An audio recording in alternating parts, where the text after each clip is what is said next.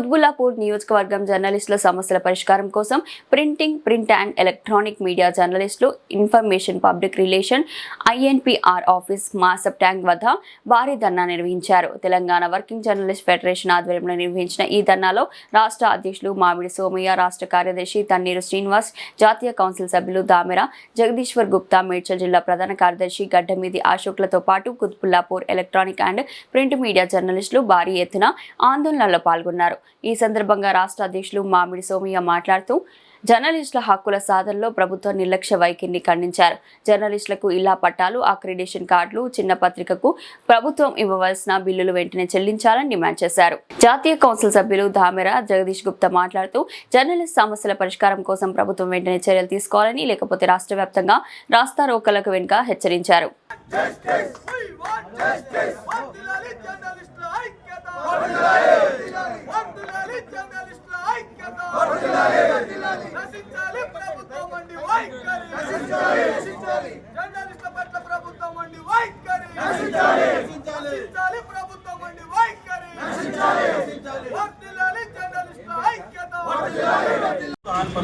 Government అట్లా ఉంది కాబట్టి మనం ఎన్నిసార్లు ఇప్పుడు మూడోసారి ధర్నా చేస్తున్నాం.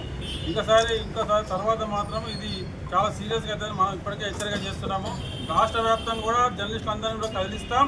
అసెంబ్లీ కాకపోతే సెక్రటరీ ముట్టడి కార్యక్రమం చేస్తాం. ఎందుకంటే ఆఫీసర్లు కూడా నిర్లక్ష్యంగా వ్యవహరిస్తున్నారు. మన సంఘం అన్నా, మనమన్నా, జర్నలిస్టులన్నా కూడా చాలా నిర్లక్ష్యంగా వ్యవహరిస్తున్నారు.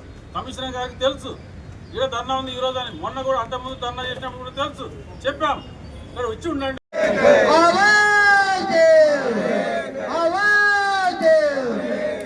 మిత్రులారా, తెలంగాణ వర్కింగ్ జర్నలిస్ట్ ఫెడరేషన్ ఆధ్వర్యంలో ఈరోజు చిన్న పత్రికలకు అక్రిడేషన్ కార్డులు, పత్రికలకు ప్రకటనల బిల్లు వెంటనే చెల్లించాలని, జర్నలిస్టులకు ఇళ్ల పట్టాలు ఇవ్వాలని, అట్లాగే జర్నలిస్టుల హక్కుల సాధనలో ప్రభుత్వం ఇచ్చిన ప్రతి హామీని నెరవేర్చి తీరాల్సిందే అనే ఉద్దేశంతో ఈరోజు ఆందోళన దిగినాం.